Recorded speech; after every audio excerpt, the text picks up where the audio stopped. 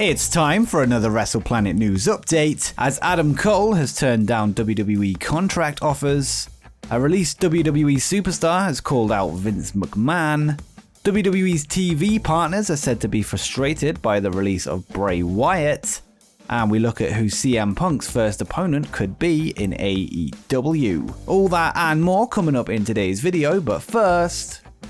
Ric Flair's release from WWE was reported yesterday by both Fightful and Wrestling Inc., and the news has now been officially confirmed by WWE themselves, who posted a short article on their website. Notably, the usual "we wish them the best in their future endeavors" part of the statement was missing. Flair's release is said to have been granted after a direct conversation with Vince McMahon himself, expressing his disdain for booking decisions before asking to be let go from the company. We have more on this story, as Dave Meltzer is reporting on Wrestling Observer Radio that Flair messaged McMahon about his daughter Charlotte's booking, with Meltzer stating that it was in fact Vince's decision to let him go. It seems not only was Flair upset with the recent Lacey Evans storyline in which it was implied that he got her pregnant, but he's also not happy with the way Charlotte Flair has been booked either. Next, we have even more on the Ric Flair situation, as the 16-time world champion has released a statement regarding his release, revealing he has no bad feelings towards WWE, wishing them nothing but success, while seemingly confirming that he did request his release. I am officially able to respond to all the press related to my requested release from WWE, which they have given me. I want to make it really clear with everyone that I'm not upset with WWE at all. They're solely responsible for putting me in the position of my life that I'm in right now, where I'm seen in the brightest light ever. We have a different vision for my future. I wish them nothing but continued success. Thank you for everything, nothing but respect. It will be interesting to see what Flair's vision for his future will be, whether that be in wrestling or otherwise. On the most recent episode of his podcast 83 Weeks, Eric Bischoff discussed the recent release of Bray Wyatt from WWE, as well as the momentum that All Elite Wrestling currently has behind them. Eric revealed a text message that he sent to AEW president Tony Khan and spoke of AEW's growth in audience over the past few weeks and said, "They got momentum in their corner now. I sent Tony Khan a text the other day and said, hey man, I love watching your growth. When AEW launched, they had momentum and things kind of slowed down. They opened up with 1.4 million viewers, then they dropped down. Now they're breaking 1 million, now they're bringing in some big names."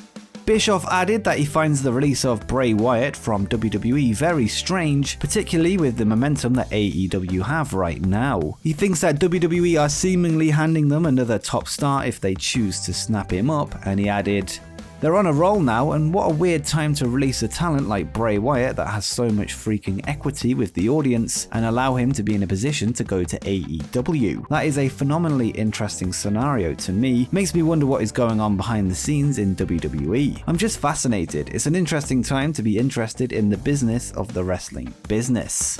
I'm not one to say that AEW should sign every single wrestler that WWE release, but the top stars are opportunities that they can't miss out on. Whilst Bray isn't quite at the CM Punk and Daniel Bryan level in terms of star power, he's not too far behind. He is truly one of the most gifted performers the industry has seen in the modern era, despite my dislike for the direction the Fiend character ended up going. A Bray Wyatt grounded in reality with a microphone in his hand is a license to print money.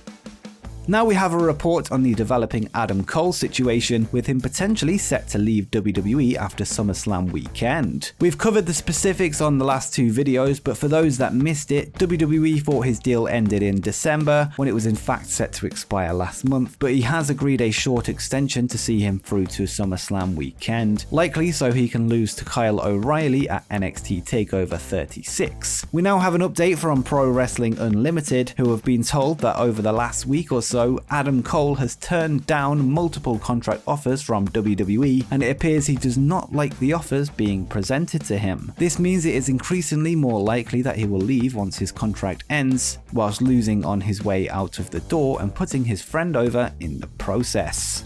And quickly, just before we continue, make sure you scroll down and drop a like and subscribe with notifications turned on so you don't miss any upcoming wrestling content as we head towards 20,000 subscribers. But now that you've done that, let's get on with the rest of the video. Next up, a former WWE wrestler took to social media this week, calling out the company and Vince McMahon. Mike Bennett, who was known as Mike Kanellis while he was there, called Vince a greedy, evil man and said that he is bad for wrestling. In a series of 5 tweets, which I'll read now, Bennett called out McMahon for firing talent in the midst of a pandemic and said, "I'm going to pick up my kids at daycare now. Here's the last thing I'll say. Watch all wrestling, especially Ring of Honor. Enjoy what you enjoy. I watch everything. I find plenty enjoyable at WWE. Some of my best friends still work there." However, to deny that Vince is a greedy, evil man is to live in denial. You can enjoy the WWE product and realize that Vince has become bad for wrestling. The fish rots at the head, and for the past 40 years, Vince has been at the top. He fired mass amounts of people during the worst health crisis in 100 years, all to save a few $1 million when his company was set to make a record profit. Many people with families and children lost their jobs that day, so Vince could become slightly more rich. To deny this fact is to live in delusion. He's destroyed more lives than he's helped. You can still enjoy the product and realize the boss is still a piece of poo emoji. Instead of attacking the men and women who broke their backs for Vince to become a billionaire, maybe stand up for those talents. I promise you, Vince will still be a lousy human, but maybe you'll understand a bit better. In the meantime, support all indie wrestlers who are literally the backbone of this industry and watch Ring of Honor. The women's division and the pure division are changing the pro wrestling game. Mike and his wife Maria were released from WWE in April 2020 due to, quote, budget cuts, and clearly Mike has a lot of things to get off his chest. Mike and Maria have since joined Ring of Honor, as you might have been able to guess from those tweets, where they regularly perform. But what do you think of Mike Bennett's statement? Let me know in the comments down below. Next up, we take a look at a report from Andrew Zarian of the Mat Men podcast, who has spoke of the reaction of WWE's television partners following the recent release of Bray Wyatt. There is said to be a lot of frustration from networks WWE are associated with, which we can only assume means NBC Universal, who own the USA Network and Peacock, or he could also be talking about Fox. One network source has called the release really disappointing and a little scary that top stars are being let go. In the follow-up to this, Zarian stated that Wyatt was in line for a major program at SummerSlam this year, although no specific opponent was named. This follows news from a few days ago that broadcasters were also unhappy with CM Punk being signed by AEW and not WWE. The word from within WWE is that the CM Punk signing hasn't bothered the higher-ups in the company, but the signing of Daniel Bryan is seen as a blow.